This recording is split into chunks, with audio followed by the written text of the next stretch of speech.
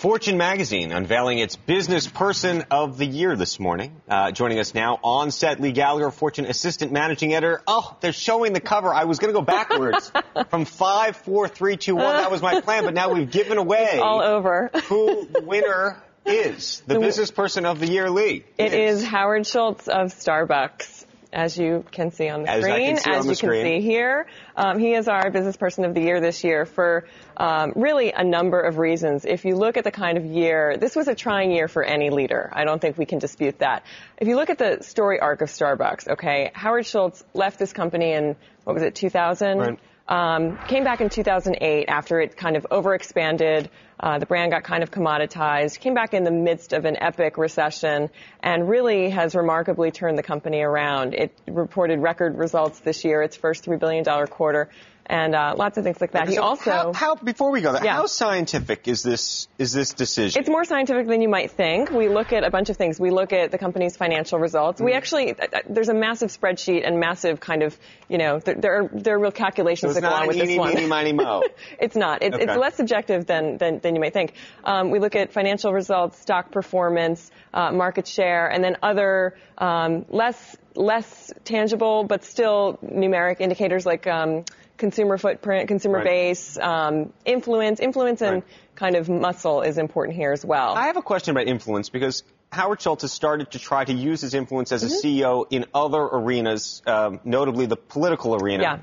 Spending a lot of time recently with the president, using company monies and the foundation to make a political statement. Well, he did a couple things, and this is really why we put him on. But what has been the reaction of shareholders? Because some people might suggest that actually.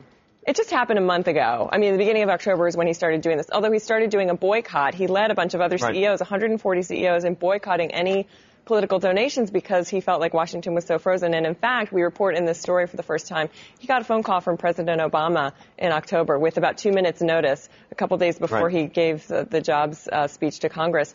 And, what kind of not many CEOs will get that kind of phone call. And the president was really worried about what he was doing and wanted to talk to him. Taking these political positions, is that good for business? Is that good for Starbucks business? Well, I think he's doing this initiative where you can buy a $5 band and it goes to supporting jobs.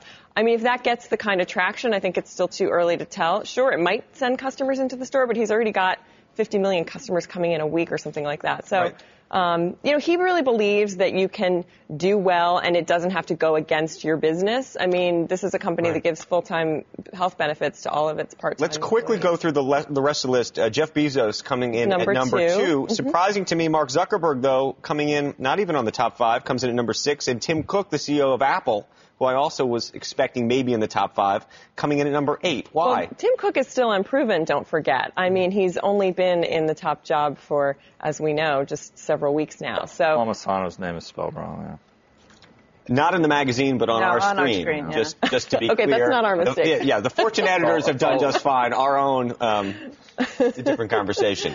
But, the top 10, you just have to look at, the top 10 is it's going to change a little bit. I mean, because some people will, Reid Hoffman has had quite a year in terms of his influence, so he's number 4. He wasn't there last year. All bad. What did you say? All bad, right? For Reid, is that net? No, I mean, Reid Hoffman is he's become more of a, he's an angel investor now. He wields a lot more influence outside of LinkedIn. He's not the CEO anymore. So it's the guy you're thinking we've had Reed on, Hastings. right?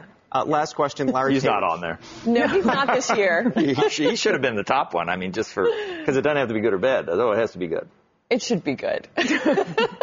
Last quick question, Larry Page coming in number 14. I was surprised by that only because of the influence of Google, his ascension at the company, and yet, what is that a function of? Well, I think that's a function of, it may well be a function of Google's stock performance relative to the other people ahead of him.